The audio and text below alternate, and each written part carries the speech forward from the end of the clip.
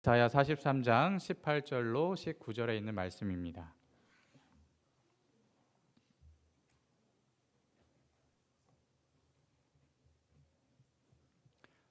네, 함께 읽겠습니다. 시작.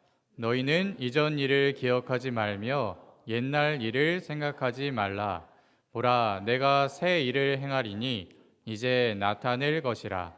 너희가 그것을 알지 못하겠느냐? 반드시 내가 광야의 길을 사막의 강을 내리니. 아멘. 먼저 오늘 행복한 안식일 아침에 우리 진적교회 성도님들과 함께 만나게 되어서 행복합니다. 또 우리 학생 찬양 사역팀인가요?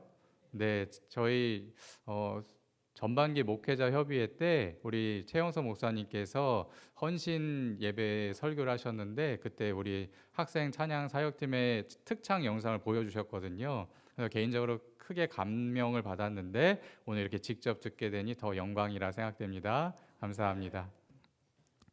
오늘 비록 짧은 시간이지만 오늘 시작된 우리의 만남이 하늘까지 영원히 이어지기를 간절히 기도합니다. 그리고 이 시간 성령 하나님께서 우리 모두의 마음속에 임재하셔서 각자에게 꼭 필요한 음성을 들려주시기를 예수님의 이름으로 간절히 기도합니다. 지금 보시는 화면은요, 1965년에 이정문 화백이 발표했던 그림입니다. 35년 뒤에 우리의 삶이 어떻게 달라질지를 상상해서 그림을 그렸던 것인데요. 얼마나 많이 이루어졌는지를 한번 찾아보시기 바랍니다. 제가 한눈에 보더라도 태양열을 이용한 집 보이고요. 인터넷, 전기자동차, 또 로봇 청소기로 대표되는 가정용 로봇, 또 원격 진료, 그리고 소형 TV 전화기로 표현된 스마트폰까지 정말 많은 것들이 이루어졌다는 것을 보게 되었습니다.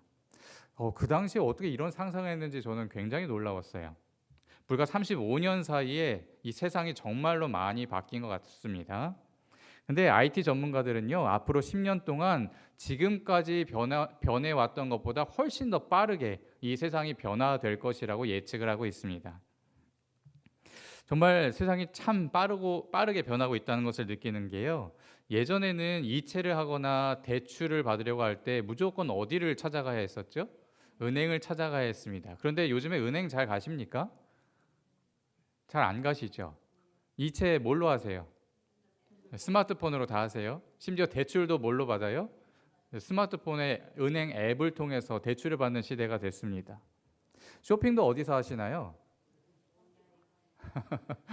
예전에는 무조건 마트에 찾아가서 물건을 사야 되는데 요즘에는 쿠땡이라고 하죠. 네, 새벽 배송, 바로바로 이렇게 배송되는 아주 편리한 시대를 우리가 살고 있습니다. 또 요즘 젊은 사람들은 연애도 앱으로 하더라고요. 네, 소개팅 앱에서 만나서 연애를 하는 것을 제가 보게 되었습니다. 정말로 이 인터넷, 온라인 세상에서는 안 되는 게 없는 것 같습니다. 제가 전에 섬기던 교회에서 있었던 일입니다. 교회에서 사용하던 오래된 액정을 처분하고 이제 그 액정 대신에 85인치 대형 TV를 구매하려고 직원회에서 결의를 했습니다. 이 결의를 하고 나서 제가 제일 먼저 한 일은 무엇일까요? TV를 구매하기로 결의를 했어요. 그 다음에 제가 제일 먼저 했던 일은 무엇일까요? 검색을 하는 것입니다. 왜 검색을 하죠? 네, 가성비 제품을 찾기 위해서 정말 인터넷을 샅샅이 뒤져가지고 정말로 사람들이 가장 추천하는 TV를 제가 모델명을 얻게 됐어요. 그리고 그 모델명을 넣고 상품을 검색하는데 문제가 생겼습니다.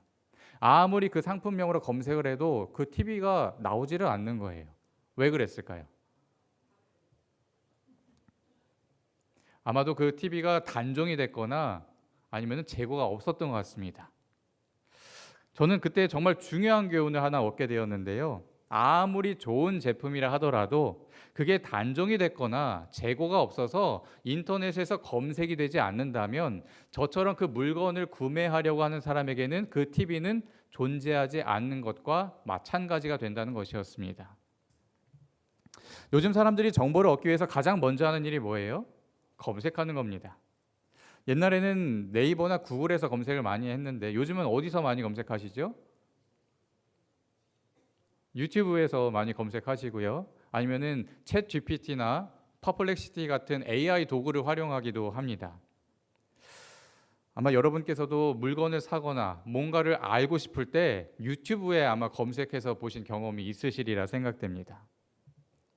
이런 현상은 우리가 어떤 장소를 찾을 때도 동일하게 나타나고 있습니다. 특별히 여행을 가게 될 때, 내가 처음으로 방문하는 지역에 가서 식당을 찾아가야 된다면 여러분은 어떻게 하시나요? 저는 검색해서 후기를 다 찾아보고 우리 교인들이 먹을 수 있는지 없는지 다 찾은 다음에 그 식당을 방문하게 됩니다. 이런 트렌드를 반영해서 많은 식당들이 상당히 많은 마케팅 비용을 들여가면서까지 검색 상위 결과에 자신들의 가게가 노출되도록 노력하고 있는 시대가 지금 우리가 살고 있는 이 시대입니다. 근데 바로 이 지점에서 우리는 아주 중요한 질문을 해볼 필요가 있다는 것이죠. 그럼 사람들이 교회를 찾을 땐 어떻게 할까요? 뭐든지 다 검색하는 시대인데 교회를 찾을 땐 어떻게 할까요? 몇 년 전 일입니다. 어느 일요일 아침에 낯선 번호로 저에게 전화가 걸려왔어요. 자기가 교회에 가고 싶은데 집 근처에 있는 교회를 검색해 보니까 제가 섬기고 있던 교회가 가장 가까운 교회로 나왔다고 하는 것입니다. 그렇게 해서 그분이 그 주 안식일부터 저희 교회에 출석을 하게 되셨는데요. 제가 그분의 댁을 방문했을 때 깜짝 놀랐습니다. 왜 놀랐을까요? 왜냐하면 그분의 집 주변에는 저희 교회보다 훨씬 더 가까운 재림교회가 있었기 때문입니다. 그런데 왜 그분은 저희 교회가 가장 가깝다고 생각하셨어요? 검색했을 때 그 교회가 나오지 않았기 때문입니다. 그러니까 검색에서 나오지 않으니까 그 교회는 없는 것과 마찬가지가 되었다는 것이죠. 이런 사례가 우리에게 주는 교훈은 분명합니다. 이 디지털 시대를 살아가는 사람들에게 검색에 노출이 되지 않는다고 하는 것은 실제로 존재하지 않는 것과 마찬가지라고 하는 것입니다. 예수님은 우리에게 빛이 되라고 하셨는데 등잔 위에 두어서 누구나 볼 수 있게 하라고 말씀하셨는데 많은 교회들이 온라인 공간에서는 존재하지 않는 교회가 되어 있습니다. 따라서 디지털 시대를 살아가는 우리들은요, 온라인 공간에서도 우리 교회의 정확한 정보가 적절하게 노출될 수 있도록 해야 된다는 것입니다. 그렇지 않으면 어떤 사람들에게는 우리 교회가 존재하지 않는 것처럼 인식될 수 있기 때문이죠. 그럼 이제 우리 진접교회 현실을 한번 살펴보도록 하겠습니다. 진접교회는요, 온라인 공간에서 존재하는 교회일까요? 존재하지 않는 교회일까요? 존재하는 교회 맞습니까? 검색해 보셨나요? 제가 대표적인 검색 사이트인 네이버, 구글, 다음 그리고 티맵과 카카오맵에 진접교회를 검색해 봤습니다. 네이버에는 보시는 것처럼 제7일 안식일 예수재림교 진접교회라고 교단명까지 정확하게 정보가 입력이 되어 있었습니다. 근데 다음과 카카오맵에는 우리 교단명은 빠지고요, 진접교회라고만 되어 있었고요, 구글에는 검색이 되지 않았습니다. 티맵에도 제7일 안식일 예수재림교 진접교회라고 정확하게 정보가 업데이트 되었는데 제가 개인적으로 크게 감동을 받았습니다. 왜 감동을 받았냐면 어제 그리고 오늘 검색을 했을 때 어제는 제가 티맵으로 검색을 해봤고 오늘은 네이버 지도를 통해서 검색을 했는데 이런 안내 문구가 이렇게 뜨더라고요. 운영시간 전입니다. 운영시간 전에 도착 예정입니다. 그러니까 이 말은 뭐냐면 진접교회는 예배 시간이 언제인지까지도 정확하게 정보가 입력이 되어 있기 때문에 그런 정보를 저에게 주고 있었다는 것이죠. 아마 우리 목사님께서 이 정보를 입력하신 것 같은데 아주 귀한 사역을 해주셔서 정말 감사합니다.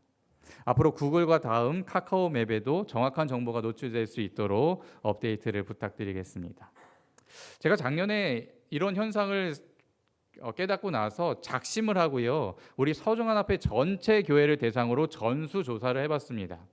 근데 결과는 매우 충격적이었어요.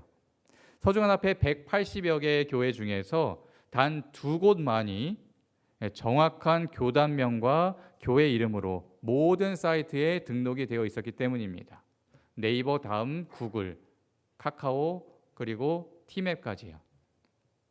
근데 사실 교회 이름을 제대로 등록하는 것은 이제 기본인 시대가 되었고요. 이제는 진접교회처럼 정확하게 예배 시간까지 입력이 되어 있어야 하는 것입니다.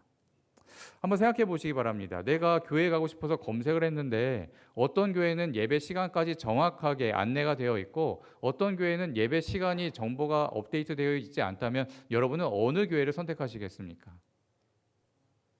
저 같으면 정확한 정보를 제공하는 교회를 더 신뢰하게 되고 그곳을 선택할 것 같습니다. 특별히 올해는 부가테지회에서 아주 특별한 운동을 시작하는데요. 그것은 바로 라우드 보이스 2025라고 하는 운동입니다. 이게 뭐냐면 모든 교회들이 전도회를 개최하자는 것인데, 전도회를 하게 되면 우리가 전단지를 뿌리거나 아니면 현수막을 걸게 되죠. 근데 만약에 전단지를 받고 현수막을 본 사람들이 교회 이름을 검색했을 때 그 교회가 검색이 되지 않는다고 한다면 어쩌면 우리는 준비되어 있는 몇 명의 영혼들을 놓칠 수도 있다고 하는 것입니다. 때문에 온라인 공간에 우리 교회의 정확한 정보를 노출시키는 것도 이 디지털 시대에 아주 중요한 선교 방법 중 하나라고 하는 사실을 반드시 기억해 주시기 바랍니다.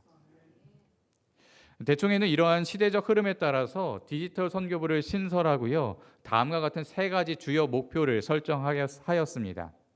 첫 번째는 온라인 공간에서 사람들이 재림교회를 쉽게 찾도록 도와주는 것입니다. 두 번째는 온라인 공간에서 사람들이 예수님을 찾을 수 있도록 도와주는 것이고요. 세 번째는 온라인 공간에서 사람들이 다른 사람들을 찾을 수 있도록 도와주는 것입니다. 지금까지 우리가 살펴본 내용이 바로 이 첫 번째 목표와 연결되는 내용입니다. 특별히 디지털 선교부는 온라인 거주민들을 타겟으로 하는 선교 전략 부서입니다. 왜 우리가 이제 온라인에도 굉장히 많은 신경을 써야 되냐면 요즘에는 오프라인에서의 영향력보다 온라인에서의 영향력이 훨씬 더 강력해지고 있기 때문입니다. 최근에 넷플릭스에서 흑백 요리사라고 하는 프로그램이 방영이 됐었는데 혹시 알고 계십니까? 네, 이 흑백 요리사에서 우승한 요리사의 이름도 알고 계시나요? 나폴리 마피아라고 하는 닉네임을 가진 요리사가 우승을 했는데요. 근데 이 경연 과정 중에서 이 나폴리 마피아라고 하는 요리사가 편의점에 있는 음식들만을 가지고서 정말 호텔에서 나올 법한 근사한 디저트를 만드는 에피소드가 있었습니다. 근데 사람들이 그 장면을 보고 나서 어떻게 편의점에 있는 음식들로 저렇게 근사한 디저트를 만들지라고 생각을 했던 것 같습니다. 이런 사람들의 호기심을 채워주기 위해서 한 편의점 회사가 자신들의 편의점에서 판매하고 있는 물건들을 가지고 동일한 제품을 만들어서 판매를 한 것입니다. 이런 경우가 바로 온라인에서의 영향력이 오프라인까지 이어지는 실제적인 예라고 할 수 있겠습니다.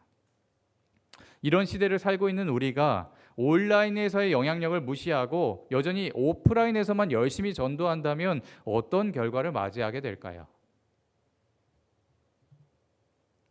한번 생각해 보시기 바랍니다.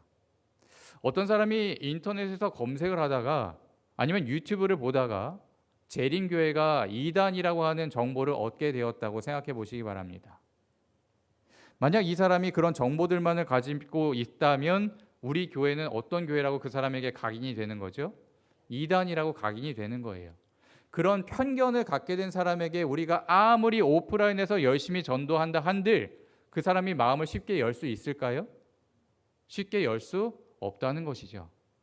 근데 많은 사람들이 지금 온라인 공간에서 정보를 얻고 있기 때문에 우리는 온라인 공간에 우리 교단과 교회에 관련된 정확한 정보들을 업데이트해주고 사람들이 편견을 갖지 않도록 노력해야 되는 필요가 있다고 하는 것입니다.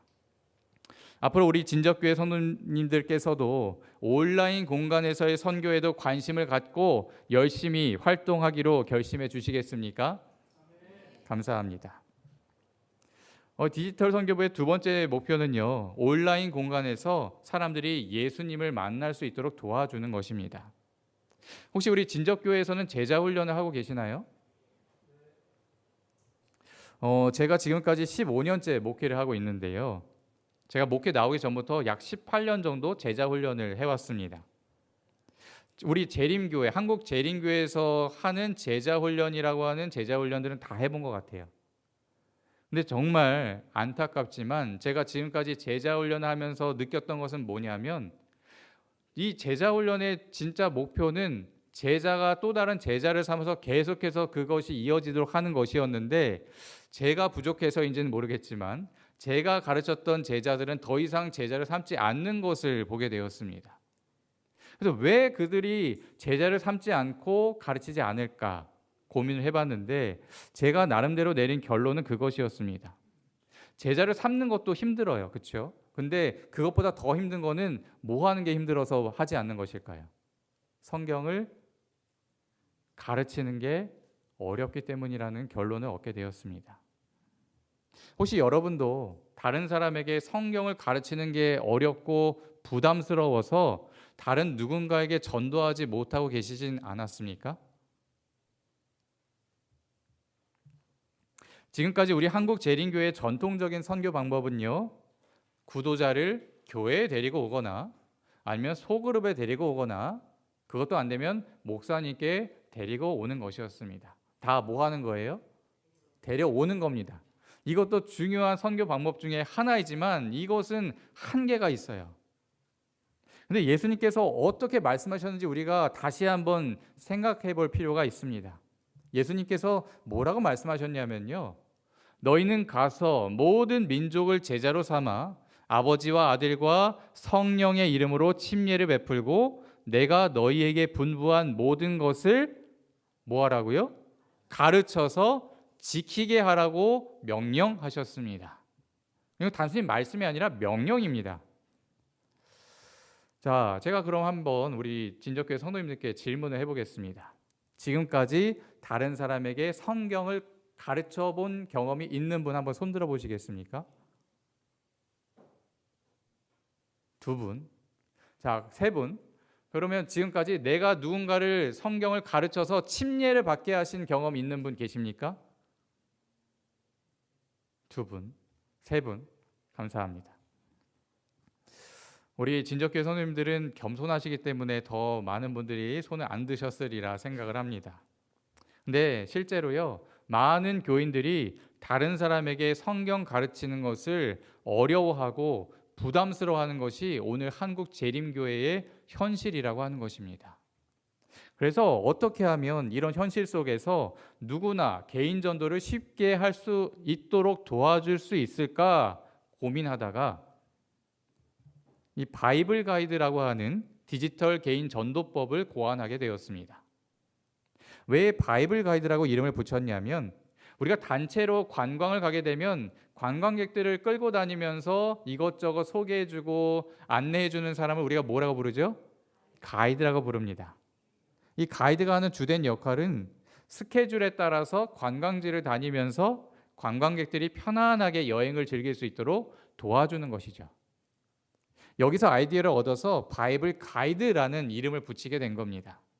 말 그대로 구도자들이 성경을 부담 없이 재미있게 배울 수 있도록 안내해주는 사람이라는 뜻입니다. 그래서 바이블 가이드는요, 내가 성경을 잘 몰라도 할 수 있는 사역입니다. 가르치는 은사가 없어도 할 수 있는 사역입니다. 지금부터 제가 바이블 가이드가 하는 역할에 대해서 간략하게 설명해 드릴 테니까 한번 잘 들어보시기 바랍니다. 바이블 가이드가 하는 일은요, 성경을 가르치는 게 아니라 성경 공부를 할 수 있도록 준비시키는 것입니다.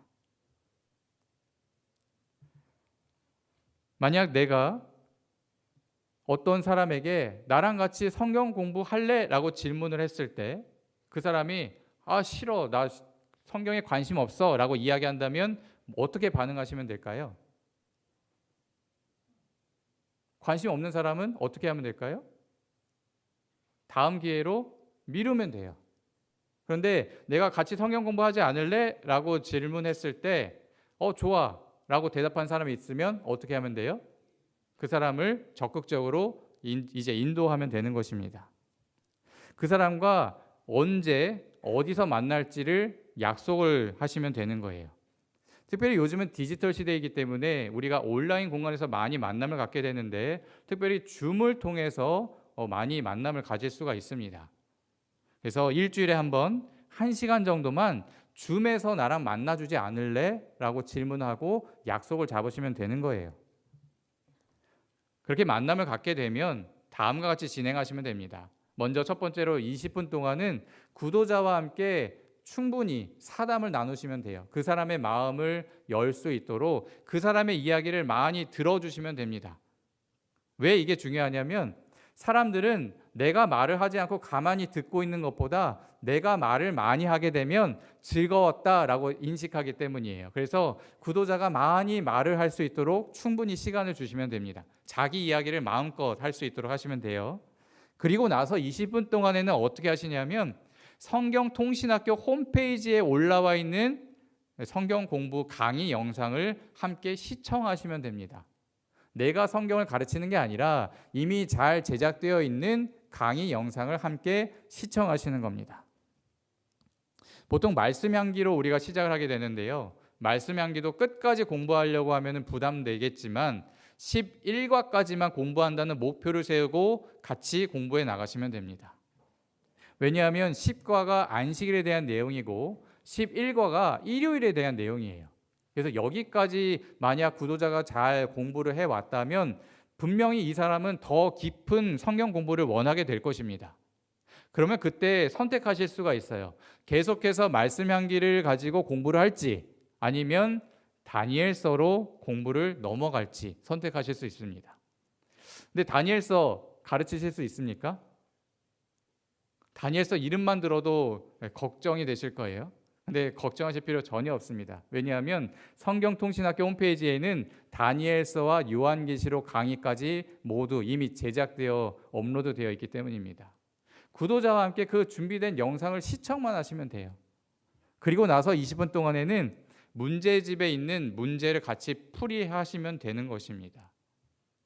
이렇게 같이 구도자와 성경 공부하면 쉽게 하실 수 있을까요? 아니면 어렵고 부담스럽게 하실 수 있겠습니까? 쉽게 하실 수 있을 겁니다. 아마 이것보다 쉽게 성경을 가르칠 수 있는 방법은 없으리라 생각됩니다.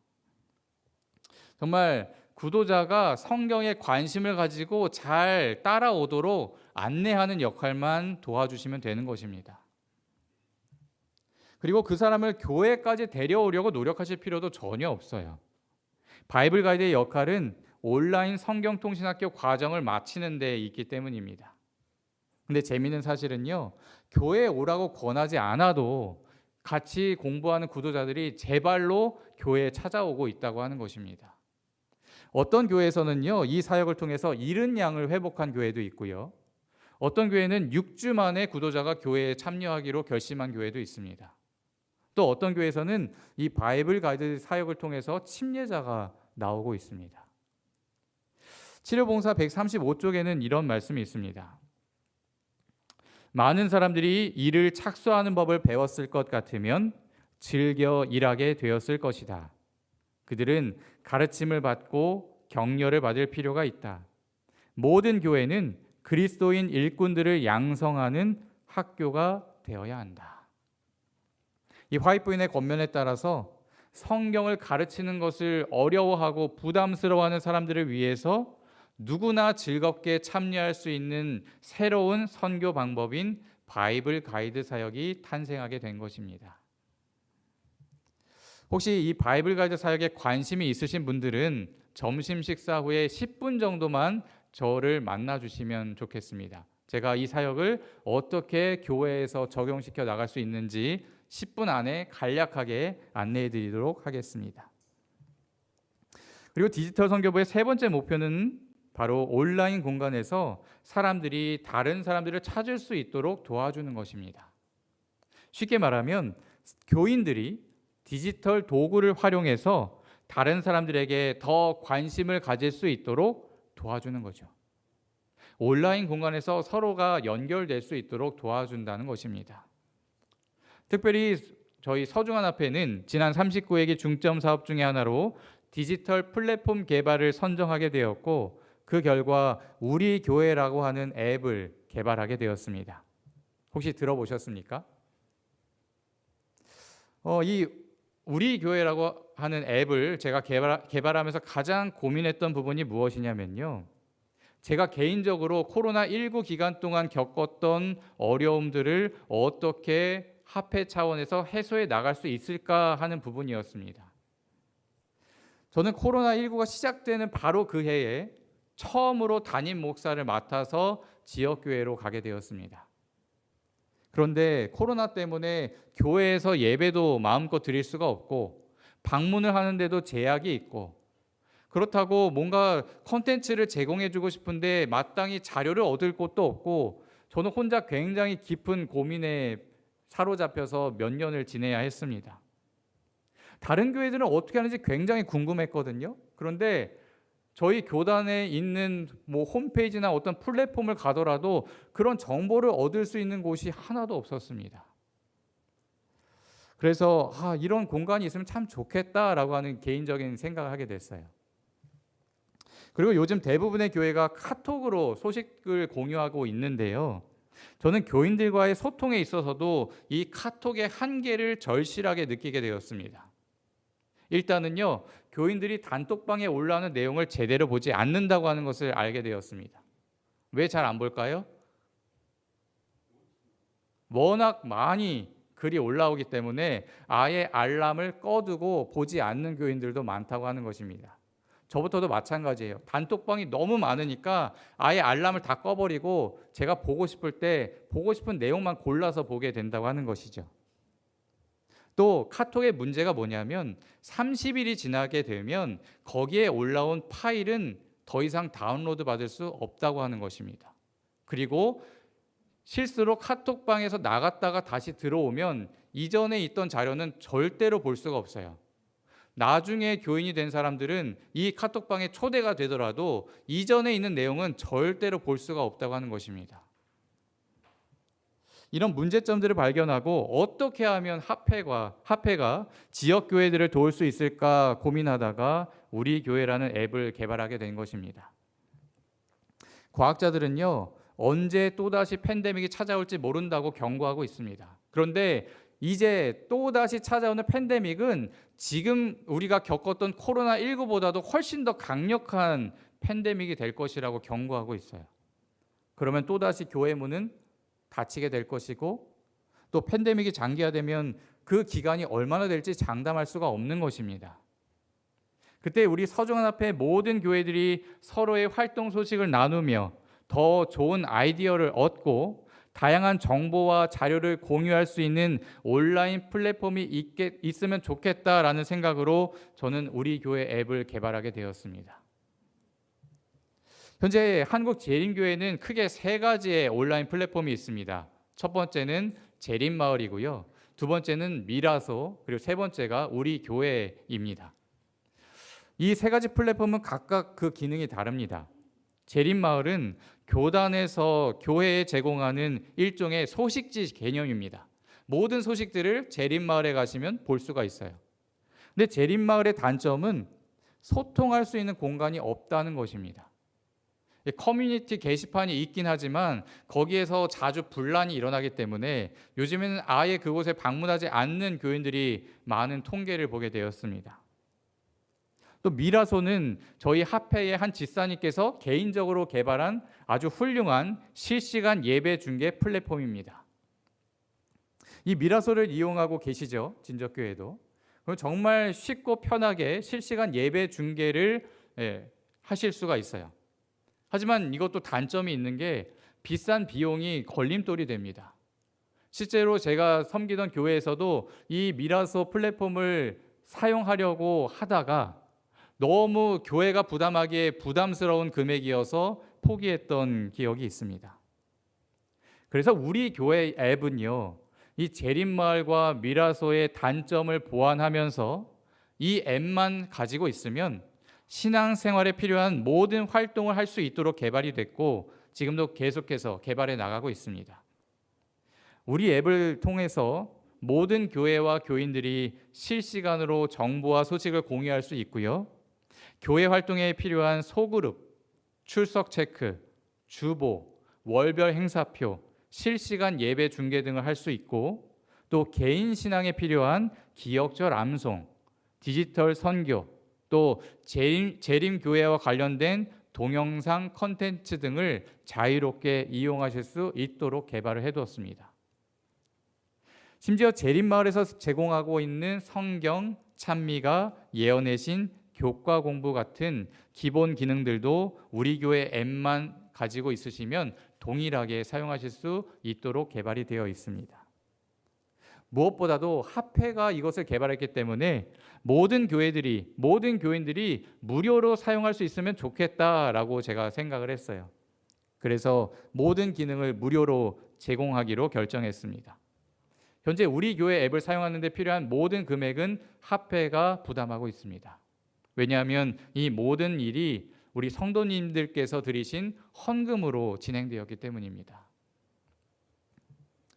현재 우리 교회 앱을 사용하는 교회들이 가장 좋아하고 또 가장 많이 활용하고 있는 기능이 무엇이냐면 출석부 기능입니다. 이 출석부 기능만 잘 활용하시면 개인 신앙 관리 또 방문 관리가 가능해지기 때문입니다. 또 정확한 통계를 제공하고 있기 때문에 앞으로 교회의 미래 계획을 세우실 때 참고하실 수 있습니다. 또 저녁 예배나 전도회 때에도 이 출석부를 생성해서 활용하실 수 있고요. 손님 소개할 때에도 더 이상 종이를 쓰시지 않아도 됩니다. 이 출석부 메뉴만 사용하시면 손님의 사진과 모든 정보도 실시간으로 소통할 수 있습니다. 그리고 요즘 사업계획서에 교우 주소록을 넣는 것 때문에 어려움을 겪는 교회들이 점점 많아지고 있어요. 왜냐하면 개인정보 때문입니다.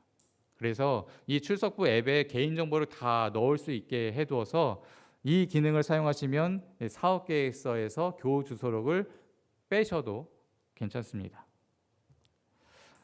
그래서 출석부에 들어가면 바로 사람의 이름을 검색해서 전화통화도 할 수가 있고요. 또 디지털 콘텐츠도 카톡으로 공유하실 수 있도록 그렇게 개발을 해뒀습니다. 이런 모든 기능들이 지역 교회들에서 합회에 제안한 내용들을 수렴하여서 개발이 됐고 또 개발이 되고 있습니다. 앞으로 진적교회에서도 우리 교회 앱을 잘 활용해 주시기를 부탁드립니다. 화이트부인의 권면을 제가 말씀드리겠습니다. 복음전도 70쪽에 이런 말씀이 있어요. 새로운 방법들이 소개되어야 한다. 하나님의 백성들은 저희가 살고 있는 그 시대의 필요성에 대하여 각성이 있어야 한다. 하나님께서 그분의 사업에 부르실 인물들은 과거에 해온 것처럼 활기가 없는 방법으로 사업을 추진하지 않을 것이다. 이 화이트부인의 권면처럼 재림 전 마지막 시대를 살아가는 우리들은 시대에 맞는 선교 방법을 끊임없이 찾고 연구해야 합니다. 이 세상 속에서 희망 없이 죽어가고 있는 영혼들의 필요에 더욱더 민감해져야 한다는 것입니다. 그리고 과거와는 구별되는, 과거와는 다른 새로운 방법으로 영혼들에게 찾아가야 합니다. 그게 바로 디지털 선교라고 하는 것입니다. 제가 개인적으로 참 안타깝게 생각하는 것은요, 많은 교회들이 과거에 부흥했던 그 추억만 가지고 살고 있지 앞으로 어떻게 무엇을 통해서 부흥하게 될 것이냐에 대한 구체적인 비전을 가지지 못하고 있다고 하는 것입니다. 그래서 우리의 교회들이 날이 가면 갈수록 교인 수는 점점 줄어가고 있고 젊은 세대들은 교회를 떠나고 있고 이제는 통폐합을 기다리고 있는 그런 실정입니다. 한번 생각해 보시기 바랍니다. 앞으로 10년이 지나면 이 진접교회는 어떤 모습으로 남아있게 될까요? 이 자리에 누가 남아있게 될까요? 이 진접교회의 미래를 위해서 여러분 모두는 지금부터 기도하며 부흥을 꿈꾸고 새로운 방법으로 선교에 도전하셔야 하는 것입니다. 그렇게 하기로 결심하시겠습니까?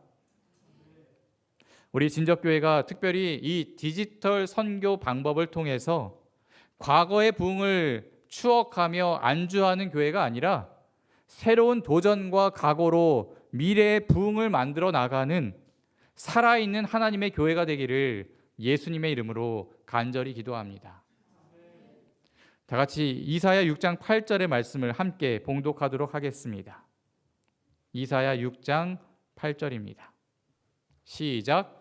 내가 또 주의 목소리를 들으니 주께서 이르시되 내가 누구를 보내며 누가 우리를 위하여 갈꼬 하시니 그때에 내가 이르되 내가 여기 있나이다 나를 보내소서 하였더니. 아멘. 하나님께서 오늘 저와 여러분을 디지털 선교의 세계로 보내기 원하십니다. 한번 노란 글씨만 다시 한번 크게 읽어보도록 하겠습니다. 시작. 내가 여기 있나이다 나를 보내소서. 아멘. 오늘 이 고백이 디지털 선교의 활성화를 위한 우리 모두의 고백이 되기를, 그리고 디지털 선교를 통해서 더 많은 영혼들을 하나님께로 인도하는 진적교회 모든 성도님들이 되시기를 예수님의 이름으로 간절히 기도하며 말씀을 마치겠습니다.